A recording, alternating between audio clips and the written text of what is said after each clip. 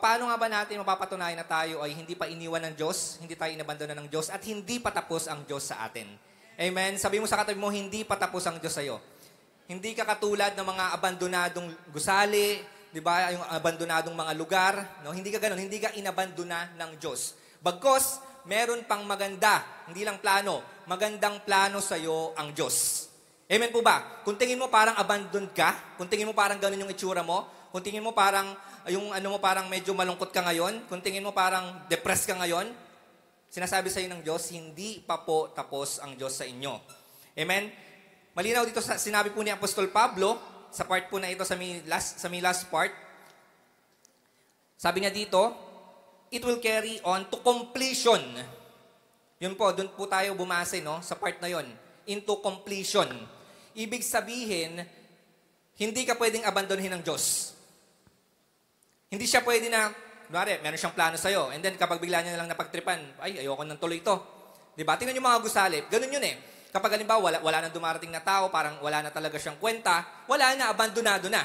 Pero yung Diyos, hindi po ganun. Kung tingin nyo minsan parang wala kayong kwenta, pero hindi kayo iaabandona ng Diyos. Dahil, meron pa siyang gagawin. Kukumpletuhin niya pa po ang lahat.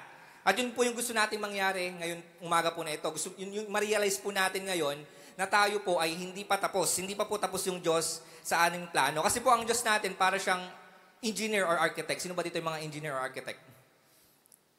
Mga drawing lang yan. Di ba? Yung mga, alam niyo yung drawing, yung kapag nagplano-plano kayo, tapos hindi naman matutuloy. Di ba? Ganun lang drawing. Pero yung mga ganito, ang Diyos hindi po ganun. Ang Diyos natin, siya po ang gumagawa ng blueprint. At kapag ginawa niya yung blueprint, sisimulan niyo yon. At kapag sinimulan niya yon, tatapusin niya yon. So sa buhay niyo po, ganun din. May plano yung Diyos, may blueprint yung Diyos sa buhay niyo.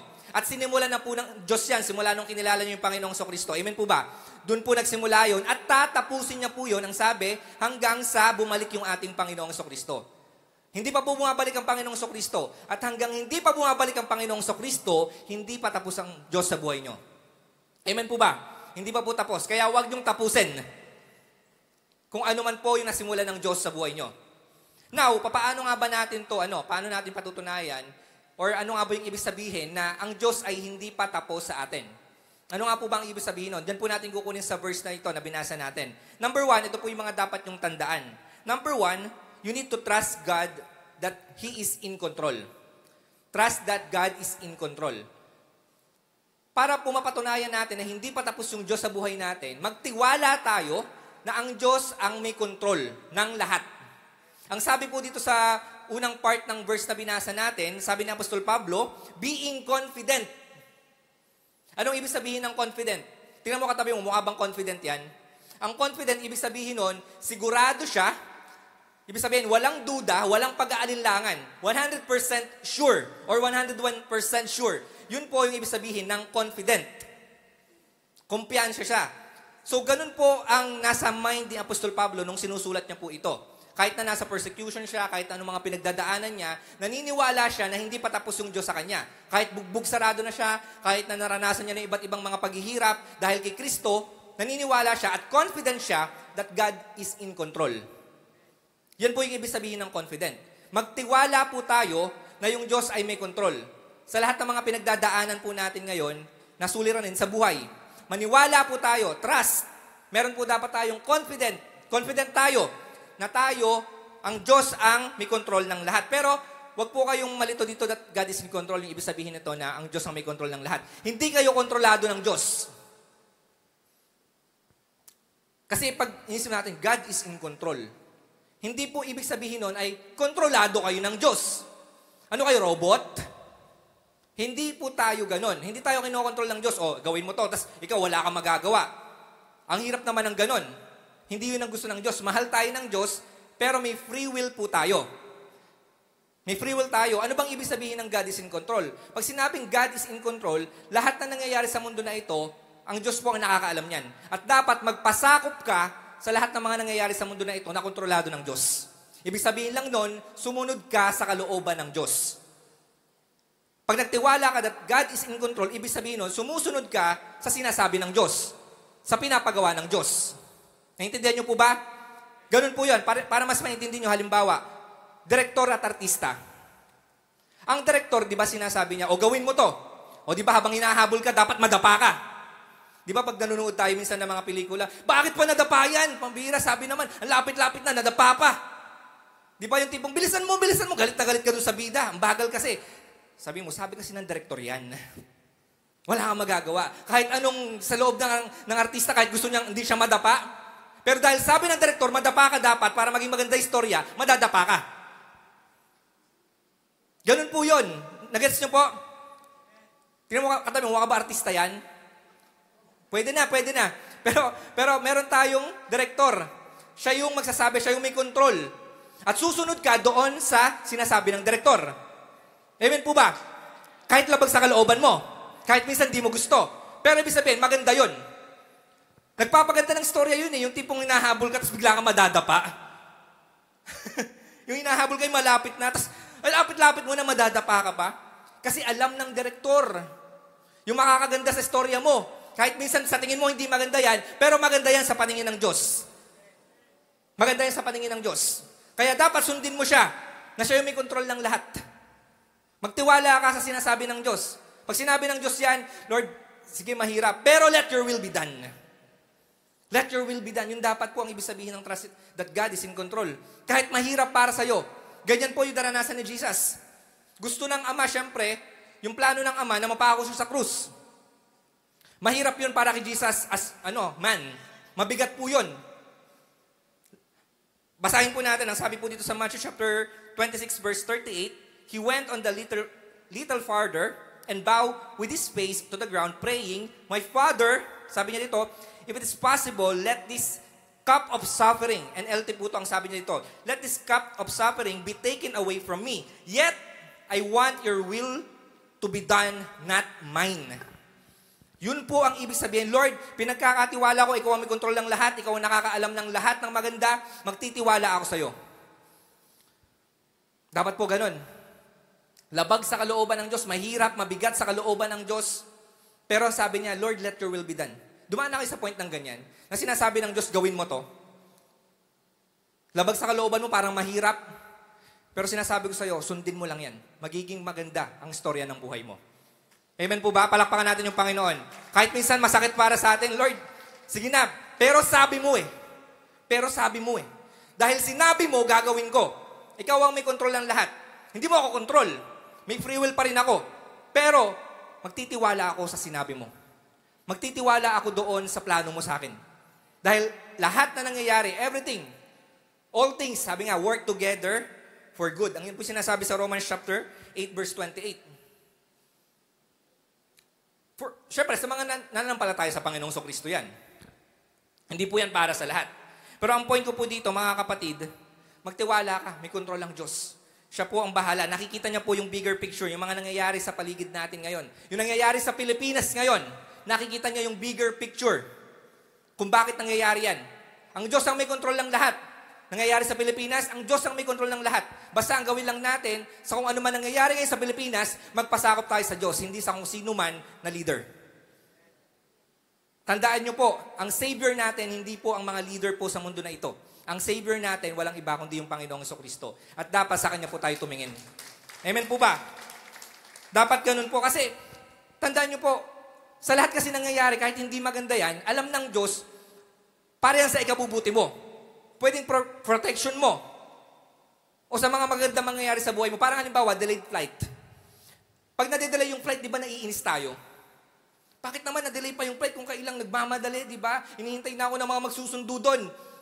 Nakakainis naman, ba't delay pa yung flight? Lalo na kung, ayaw ka na magbanggit ng ano. Lagi delay. So, may inis talaga tayo kung may delay flight. Pero hindi natin alam, kaya pala siya ng delay, may inaayos sa makina ng eroplano. Paano kung di ma-delay yan? Sumakay ka. Mabilis nga, on time ka nga. Pero dahil hindi nagawa yung makina, di ba? Hindi natin alam kung anong pwede mangyari. Kaya minsan na-delay yan, may inaayos. Kaya minsan, parang, Lord, ang tagal. Ba't ganito yung nangyayari? Napuprostrate ka, na-stress ka, pero hindi mo alam, merong ginagawa yung Diyos sa likod niyan. Magtiwala ka lang, sige Lord, kahit na delay, nagtitiwala ako sa'yo, alam ko meron kang gustong mangyari. Maling protection ko to. So magpasako po tayo, God is in control sa lahat po nangyayari. Maganda man or hindi yung nangyayari sa ating mundo, sa buhay mo, God is in control. At magpasako po tayo doon sa kalooban ng Panginoon. Huwag sa kalooban natin. Huwag niyo po susundin yung kalooban niyo. Sigurado po mapapahamak tayo. Kaya yung nangyari kina Eva at Adan eh. Tingnan niyo, ang Diyos na may control ng lahat eh.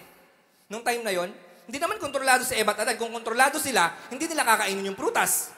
Alam niyo, pag nagbi-video game kayo, kontrolado niyo yung laro, yung character, kahit anong gawin niyo, patalunin mo kung saan-saan yan, kung saan pumunta yan.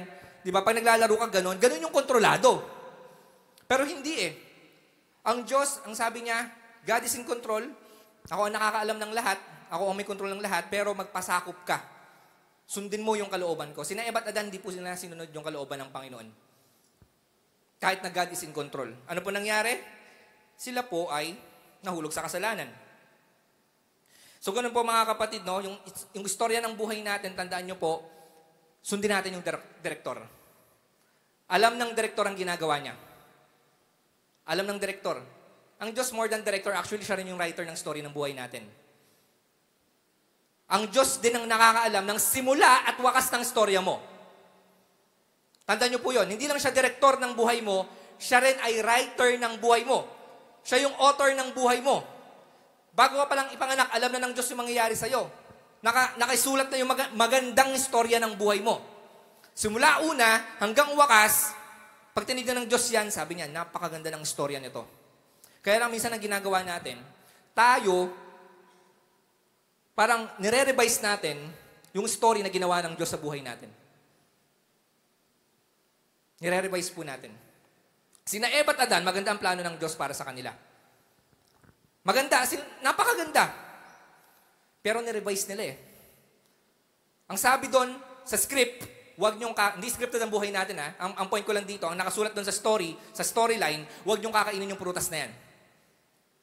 Pero ang ginawa nila, sa sarili nilang kagustuhan, ang sabi, kinain po nila. Hindi nila sinunod yung istorya ng Diyos. Mga kapatid, huwag po natin gawin yon. Sundin po natin kung ano nakalagay doon sa storyline ng buhay natin. Kapag hindi pa tinutuldukan ng Diyos, huwag mo munang tuldukan.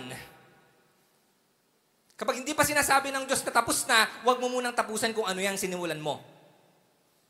Amen po ba? Maganda po ang istorya ng Diyos sa buhay niyo. Tandaan niyo yan. Napakaganda po. Hindi lang maganda. Sobrang ganda. Huwag mo hayaan na pumangit ang istorya ng buhay mo dahil sa pagsunod mo lang sa kalooban mo. Hindi ka nagpasakop sa Diyos. Kaya huwag mo sasabihin na tapos na yung lahat dito. Na hanggang dito na lang. Paano sa istorya ng Diyos? Paano kung meron pa? Ang ganda pa. Tinapos mo na. Sa istorya mo, maaring wala ng imposible. Or kumbaga wala ka na magagawa.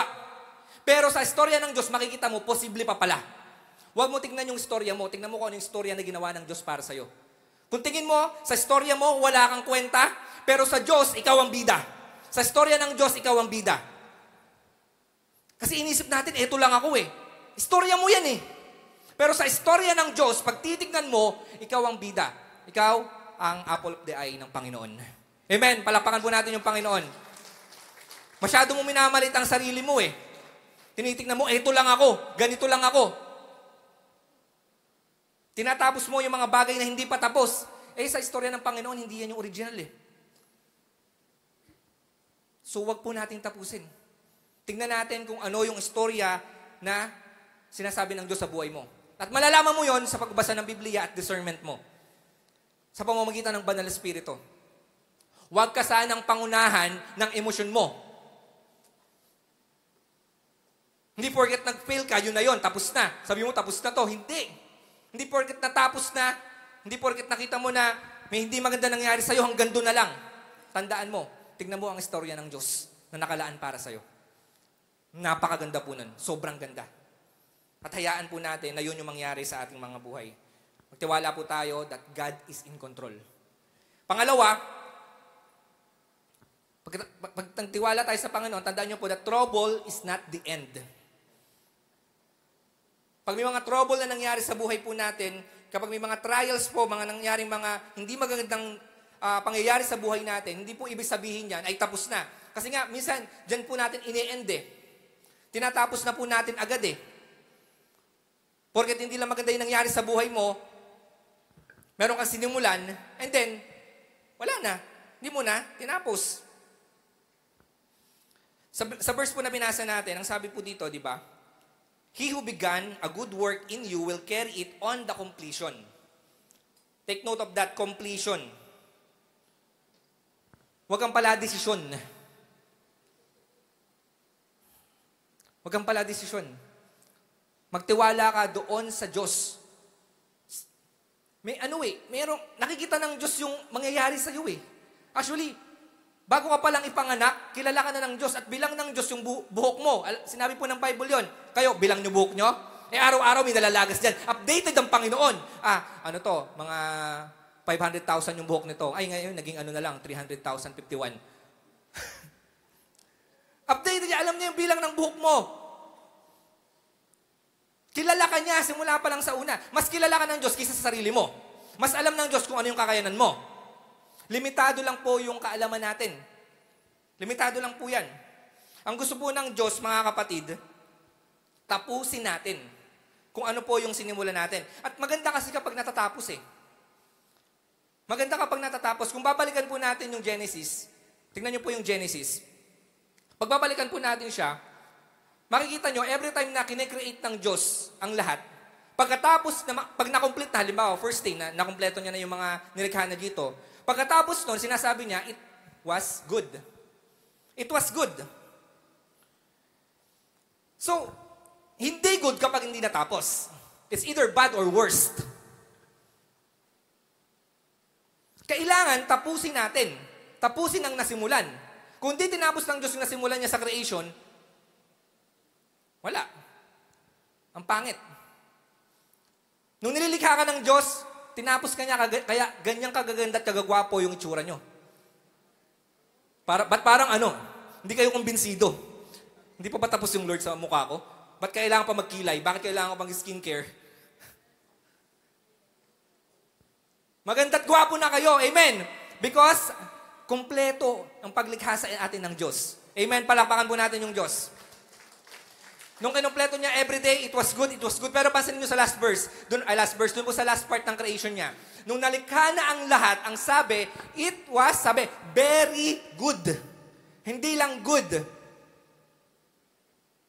Hindi ka man nakakuha ng very good sa klase mo, pero ang Diyos, very good ka sa Diyos. Amen po ba? Very good tayo sa Diyos. Pero ang point ko po dito, mga kapatid, hindi dapat natin tinatapos kapag dumating na tayo sa mga hindi magaganda pinagdadaanan natin. Dahil, tandaan nyo, kahit nag-fail kayo, halimbawa, nag-fail na kayo, sige, accept na natin yan dahil, syempre, may pagkakasala tayo. Pero hindi ibig sabihin nun, tapos na yung Diyos sa'yo. Iniwan ka na ng Diyos dahil makasalanan ka. Dahil nagkasala ka. Minsan kasi ganun ang feeling natin eh.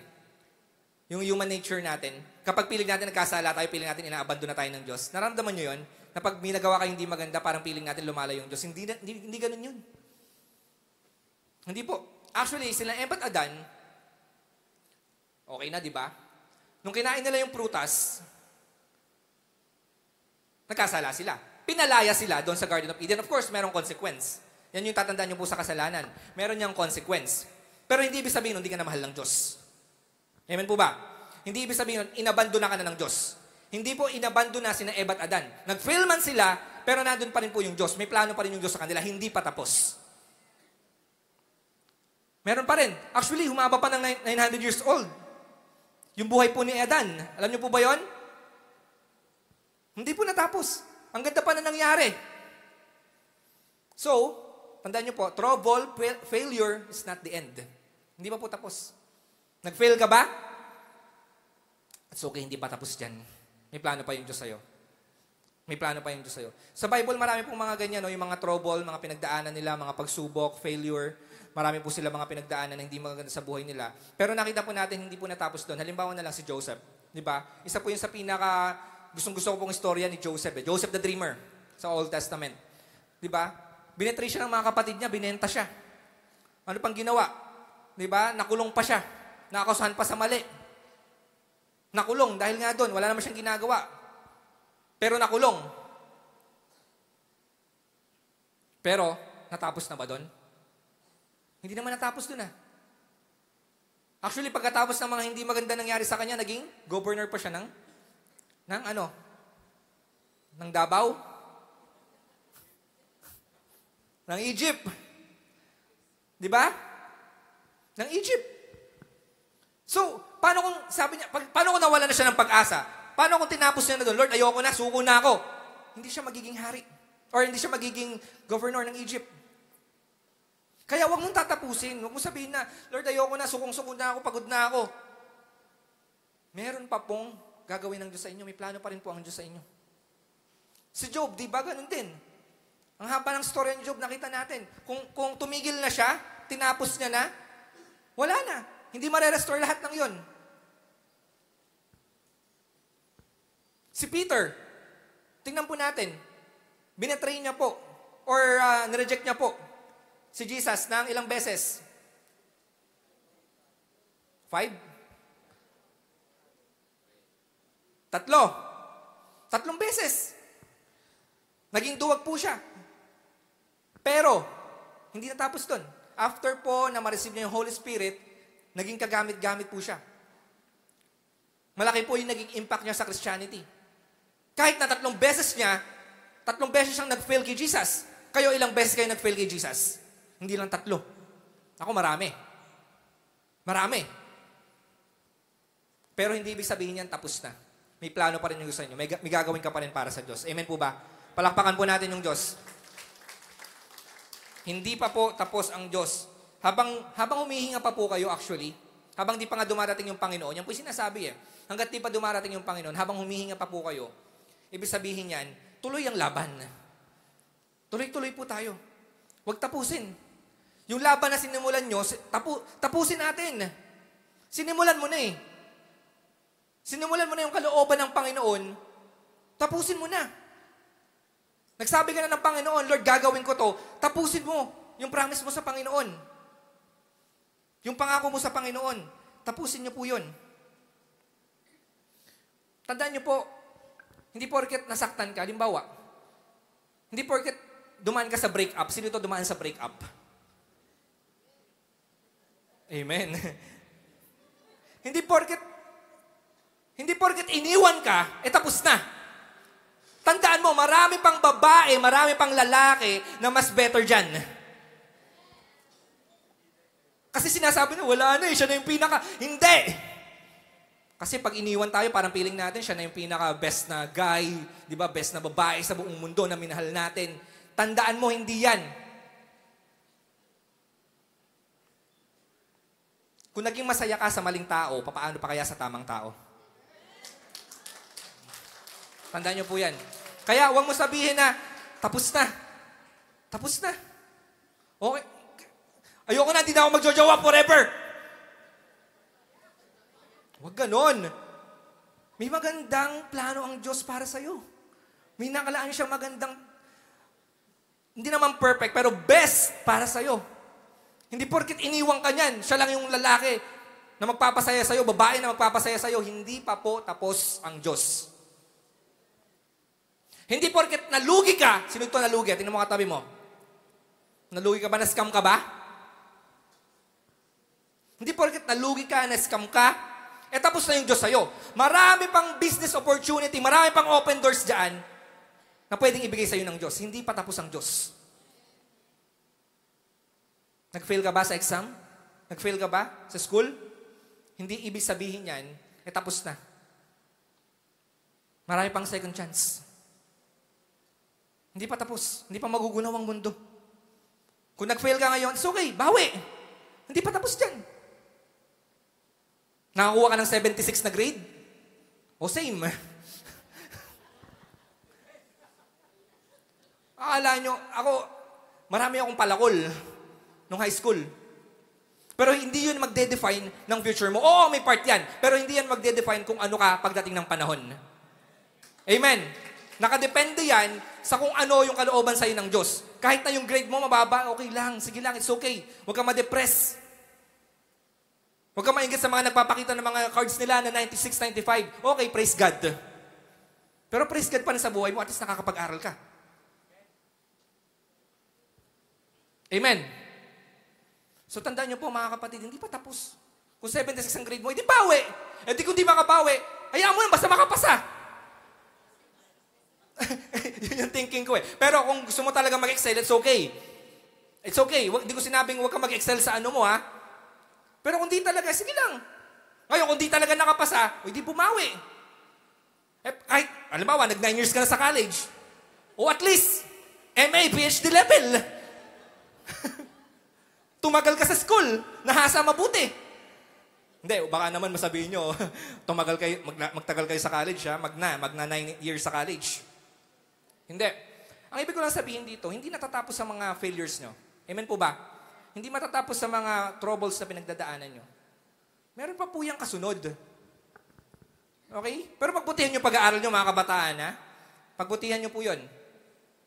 Ayusin nyo yung pag-aaral nyo. Mag-excel kayo sa pag-aaral nyo. Sabay bawi no? Hindi. Mag-aaral kayo mabuti. Pero ang point ko lang kasi dito, huwag nyo masyadong damdamin. No? Hindi pa po tapos ang mundo. Hindi pa po tapos ang buhay nyo dyan. So yun po mga kapatid. Kasi minsan pag dumarating tayo sa point na parang point of no return, parang feeling natin wala nang pag-asa, parang feeling natin hanggang dito na lang tayo. Actually, dyan mo makikita yung kilos ng Diyos.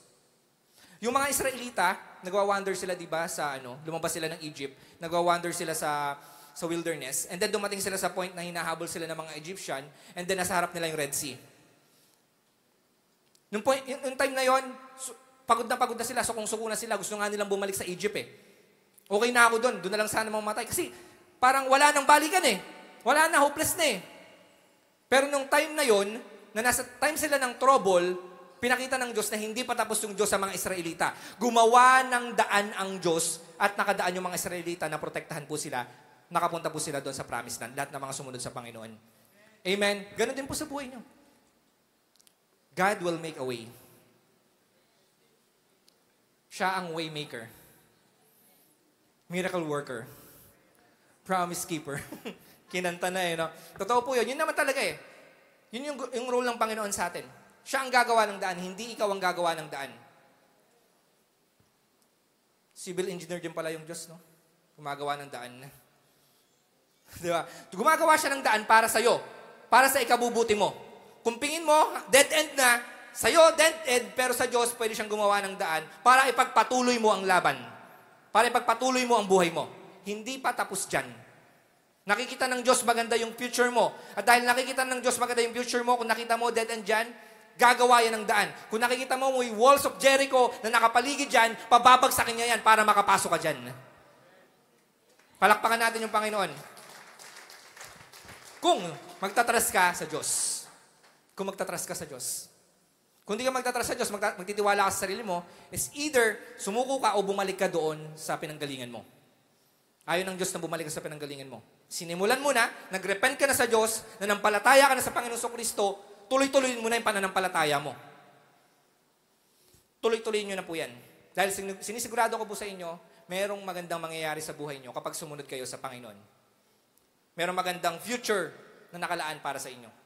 Hindi po yung mga failures nyo, hindi po yung mga troubles sa pinagdadaanan nyo magde-define ng future nyo, kundi si Kristo na nasa puso nyo.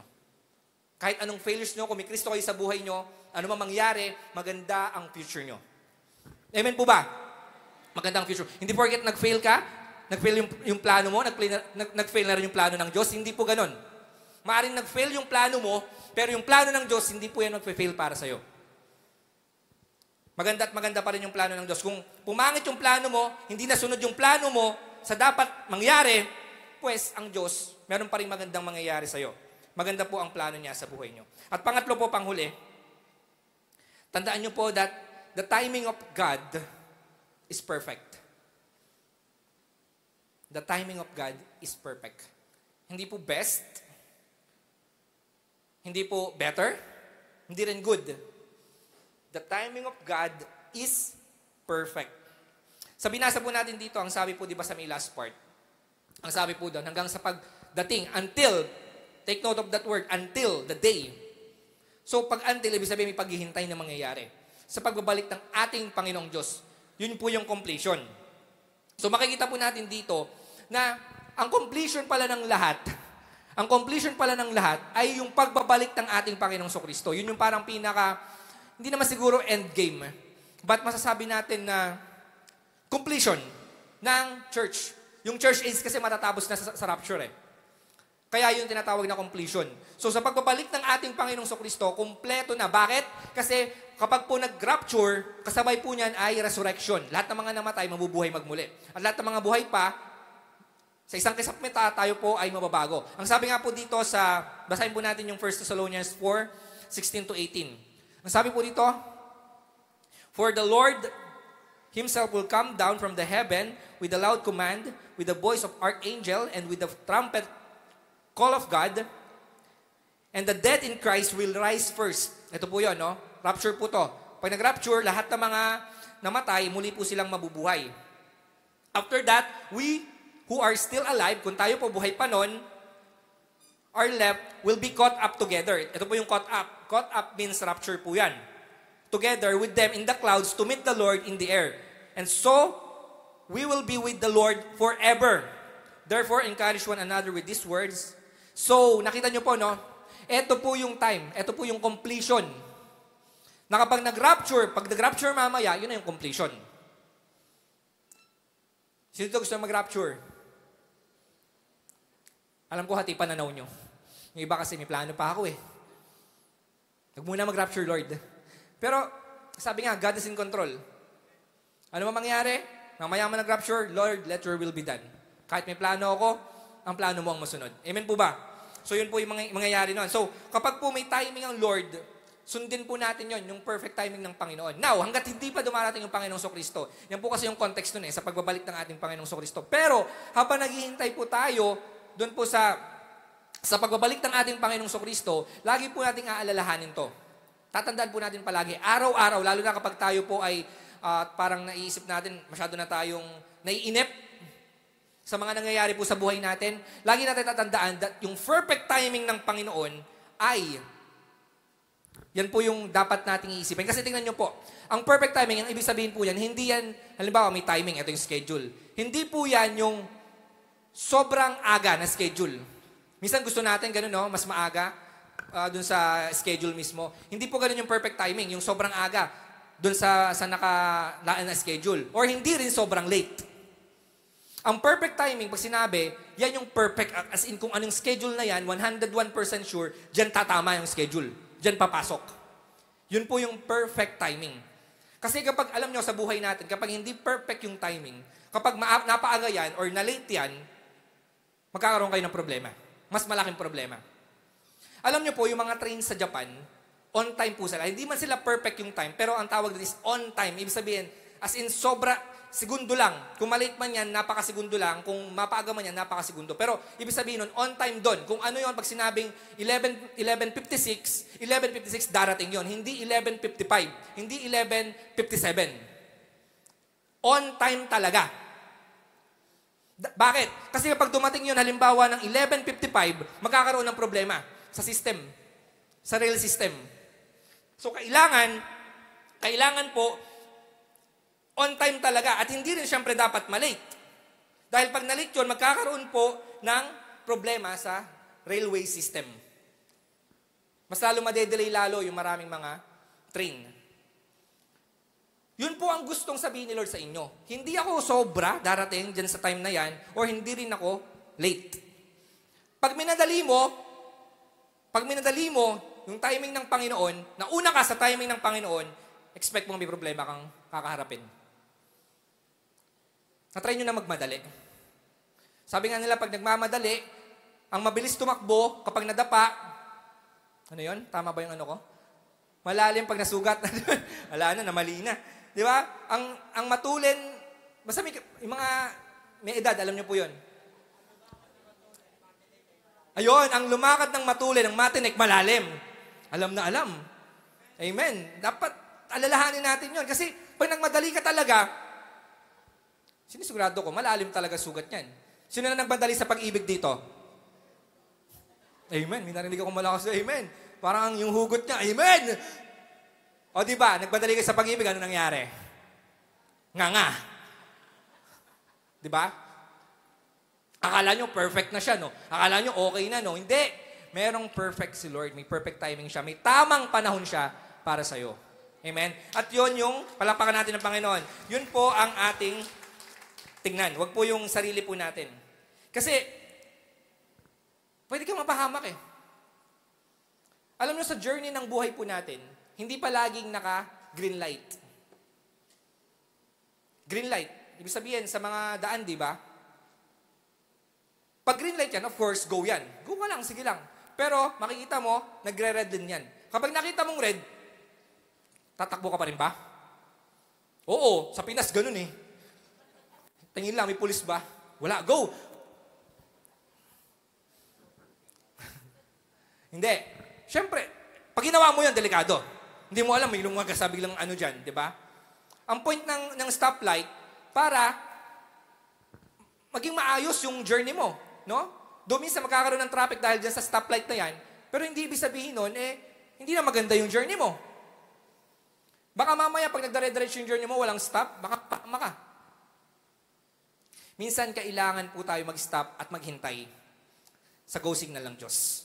Pag sinabi na ng Lord na green light, parang alam ko yan, may palabas na gano'n go. Mag-go ka. Dahil kapag nag-red light yan, tumakbo ka, bang! Hindi, ang point ko po dito, no? Trust, tiwala po tayo dun sa perfect timing ng ating Panginoon. Dahil sinabi po sa Ecclesiastes chapter 3 verse 11, He has made everything beautiful in His time. Yun po yung panghawakan natin. Beautiful in His time. Kaya nga sabi ng Diyos, after ng completion, it was good. It was very good. Hintayin nyo po yung timing na yon. At dun po kayo pumunta sa timing ng Lord, hindi sa timing nyo. Pag binadali mo yan, instant yan. Delikado yan. Lahat ng instant, delikado. May ilagay sa instant noodles, bantayin nyo na po yung mga kidney nyo. Ano man po mga instant, mga kapatid, hindi po, maaaring masarap para sa'yo. Pero in the long run, pwede ka niyang ikapahamak. Pwede ka niyang mapahamak pagdating ng panahon. So dapat, doon po tayo sa perfect timing ng Panginoon. Dahil sabi nga, it is beautiful. Maganda po yan. Maganda yung nakalaan ng Diyos para doon sa timing na yon. Sulit po ang paghihintay sa Diyos. Tandaan niyo po yan. Kung maghihintay man kayo sa Diyos, kung hinihintay niyo po yung kalooban ng Diyos, maaaring matagal, pero sulit po yon. Sa matagal na naghihintay sa prayer nila, kung talagang kalooban ng Lord, bibigay ng Diyos yan. Huwag niyo tapusin yung prayer niyo. Kung yun yung pangarap nyo at naniniwala kayo na yan din yung pangarap ng Diyos sa inyo, huwag kayong tumigil sa pangangarap. Mangarap kayo ng mangarap tulad ng pangangarap nyo simula nung bata kayo, nung bata pa kayo. Di ba pag nangangarap tayo ng bata, nung bata tayo, very optimistic tayo, no? Parang piling natin mangyayari talaga siya. Ganun dapat yung maging dream natin. Huwag na nating itigil na kapag tingin natin, dumaan nga tayo sa trouble, parang tingin natin, ganito na lang yata yung life ko, hanggang dito na lang ako, hindi ko natutuloy yung pangarap ko. Huwag mong itigil. Si Satan, sasabihin niya sa'yo, tigil mo na yan, wala na mangyayari dyan. Wala ka ng kwenta. Hanggang dyan ka na lang, yan na lang yun. Wala na, lugi ka na, wala na, dyan ka na. Pero hindi, sinasabi ng Panginoon, ituloy mo yung pangarap mo. Maganda ang pangarap ng Diyos para sa'yo. Basta magtiwala ka sa timing niya. Doon sa timeline ng Diyos, huwag sa timeline mo. May timeline tayo di ba? Minsan lalo na kapag January, nilalagay natin, ito yung mga vision ko, ito yung mga schedule ko, ito yung mga gagawin ko, ito yung mga plans ko. Okay yun. Maganda maging planner po tayo. Pero lagi natin sasabihin, Lord, ito yung plano ko, pero ang kalooban mo masunod. Lord, ito yung plano ko, pero sa'yo pa rin ako susunod. Hindi man matuloy yung plano na to, naniniwala ako, meron kang mas magandang plano sa akin. Kung maghintay man ako, naniniwala ako, meron kang gustong ipakita sa akin sa paghihintay ko. Hindi ako naghihintay sa wala. Tandaan niyo po yun. Kapag kayo ay na kay Lord, hindi kayo maghihintay sa wala. Hindi kayo maghihintay sa wala. Lahat ng paghihintay po natin, sa dulo niyan, merong maganda. Beautiful in His time. Amen? Palakpakan po natin yung Panginoon. Tayo pong lahat ay tumayo.